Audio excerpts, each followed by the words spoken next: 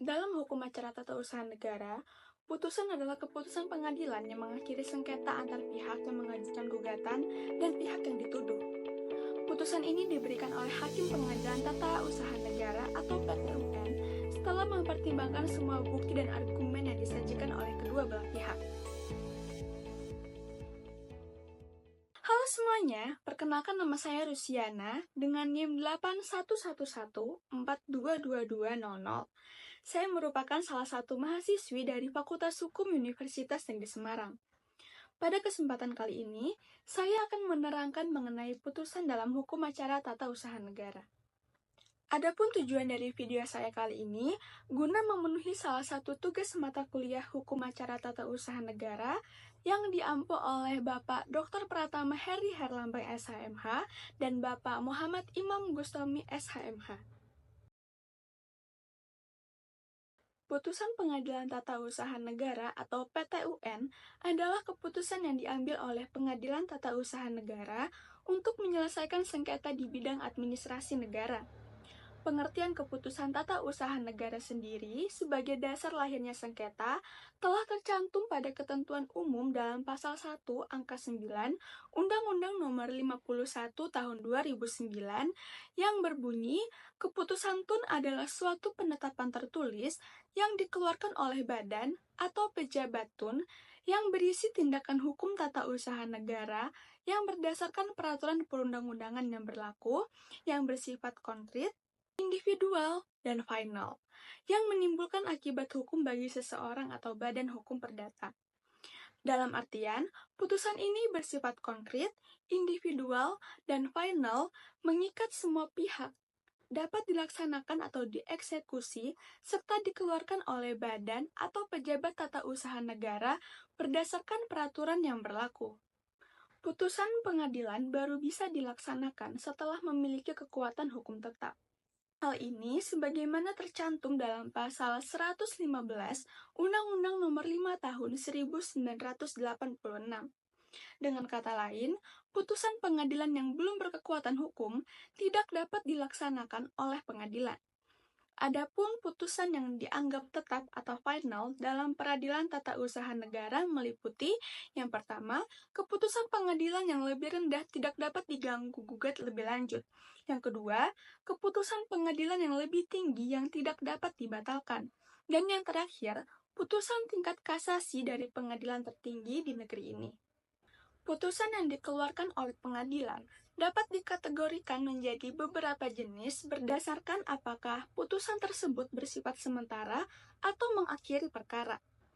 Jenis-jenis ini membantu dalam memahami fungsi dan dampak dari setiap putusan dalam proses peradilan. Adapun jenis-jenis putusan dalam peradilan tata usaha negara, yaitu yang pertama, putusan yang bukan putusan akhir. Putusan yang bukan putusan akhir dalam peradilan tata usaha negara merupakan putusan yang dijatuhkan oleh hakim sebelum pemeriksaan sengketa tata usaha negara dinyatakan selesai. Tujuan utama dari putusan ini adalah untuk melancarkan proses persidangan dan menyelesaikan beberapa masalah hukum yang muncul sebelum putusan akhir dijatuhkan. Salah satu contoh putusan yang bukan putusan akhir yaitu putusan yang memerintahkan pihak untuk hadir sendiri. Dalam hal ini, hakim dapat memerintahkan penggugat atau tergugat untuk hadir sendiri di persidangan meskipun sudah diwakili oleh kuasa hukumnya. Hal ini sesuai dengan pasal 58 Undang-Undang Nomor 5 Tahun 1986. Yang kedua, putusan akhir. Putusan akhir dalam peradilan tata usaha negara merupakan keputusan final yang mengakhiri seluruh tahapan pemeriksaan perkara. Putusan ini menentukan hasil akhir dalam sengketa antara pihak penggugat dan tergugat terkait tindakan atau keputusan administrasi negara. Adapun beberapa jenis putusan akhir dalam PT-UN diantaranya yang pertama, gugatan ditolak. Gugatan ditolak, yakni jika gugatan tidak memenuhi syarat yang ditentukan, atau apabila setelah diperiksa, gugatan penggugat tersebut tidak terbukti. Yang kedua, gugatan dikabulkan. Dalam hal gugatan dikabulkan, misalnya dalam pemeriksaan dapat dibuktikan bahwa keputusan tata usaha negara yang disengketakan melanggar peraturan perundang-undangan dan atau asas-asas umum pemerintahan yang baik, maka hal itu disebut gugatan dikabulkan. Dan dalam putusan tersebut dapat ditetapkan kewajiban yang harus dilakukan oleh badan atau pejabat tata usaha negara. Yang ketiga, gugatan tidak diterima. Gugatan tidak dapat diterima, yaitu apabila setelah diperiksa, gugatan penggugat tidak berdasarkan hukum, yang berarti gugatan tidak memenuhi syarat-syarat yang telah ditentukan. Dalam hal ini, penggugat dapat memasukkan gugatan yang baru. Dan yang terakhir, yaitu yang keempat, ada gugatan gugur. Gugatan gugur yakni jika penggugat atau kuasanya tidak hadir dalam beberapa kali sidang, meskipun telah dipanggil dengan patut atau jika penggugat telah meninggal dunia.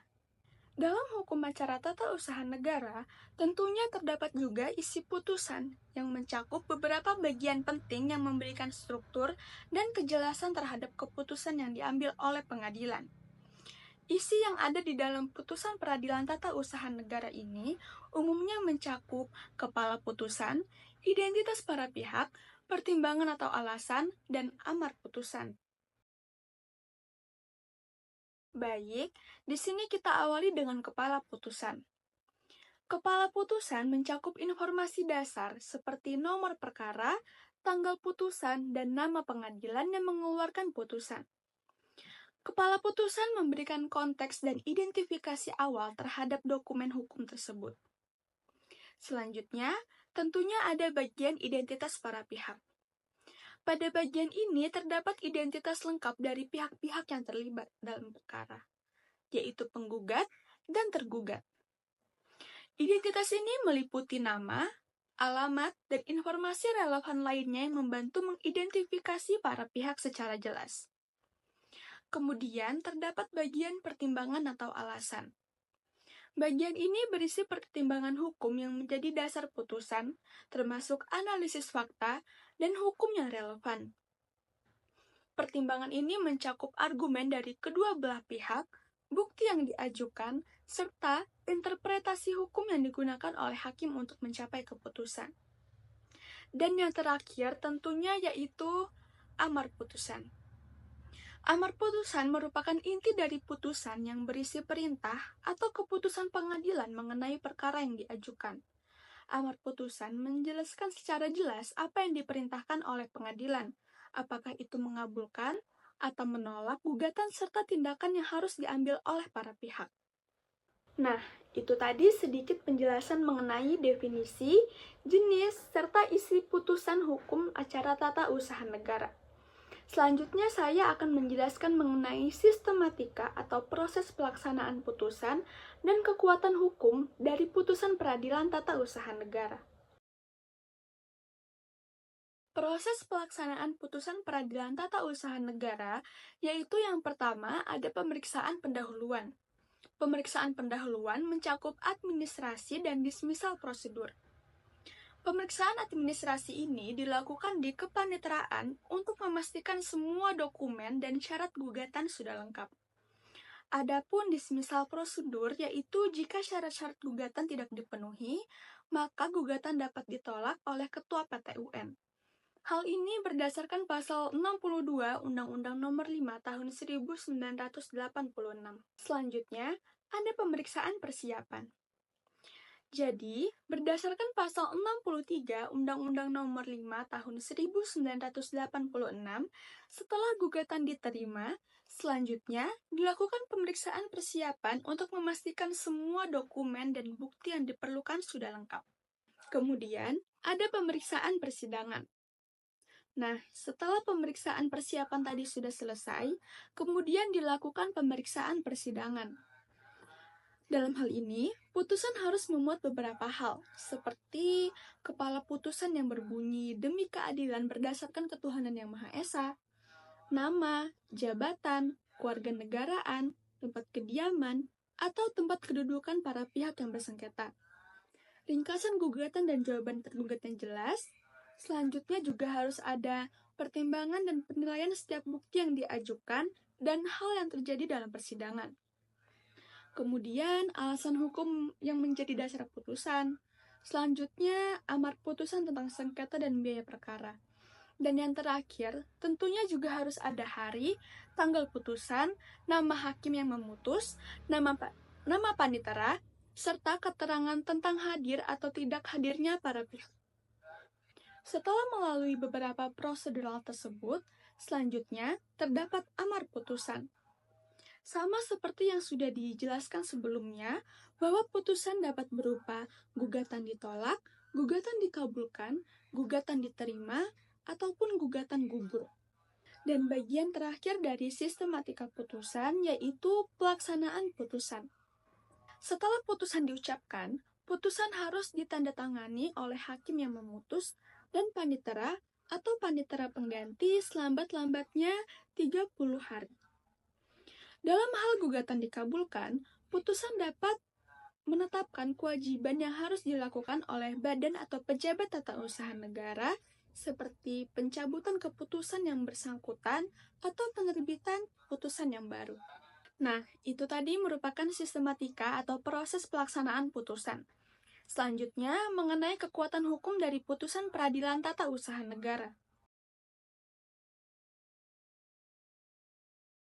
Putusan hukum acara tata usaha negara memiliki 3 kekuatan hukum. Yang pertama, kekuatan mengikat. Dalam hal ini, putusan yang telah berkekuatan hukum tetap atau inkrah mengikat para pihak untuk mematuhi keputusan tersebut, tanpa kemungkinan banding atau kasasi lagi. Yang kedua, kekuatan pembuktian. Dalam artian kekuatan pembuktian, putusan tersebut berfungsi sebagai akta autentik dan memberikan kepastian hukum mengenai isi keputusan. Dan yang terakhir, kekuatan eksekutorial. Kekuatan eksekutorial yaitu jika putusan tidak dilaksanakan, putusan dapat dieksekusi secara paksa dengan bantuan aparat. Baik, itu tadi penjelasan mengenai putusan dalam hukum acara tata usaha negara. Dari pembahasan kali ini, kita dapat melihat bahwa putusan dalam hukum acara tata usaha negara sangat penting untuk menjaga keadilan dan kepastian hukum bagi warga negara. Semoga penjelasan mengenai putusan dalam hukum acara tata usaha negara ini dapat memberikan wawasan yang lebih dalam tentang hak-hak kita sebagai warga negara dan bagaimana hukum bekerja untuk melindungi kepentingan kita. Terima kasih saya ucapkan kepada teman-teman yang sudah menyaksikan video saya, dan terima kasih juga saya ucapkan kepada dosen pengampu yang sudah membimbing dalam proses pembuatan tugas video kreatif ini. Sekian dari saya, terima kasih dan sampai jumpa.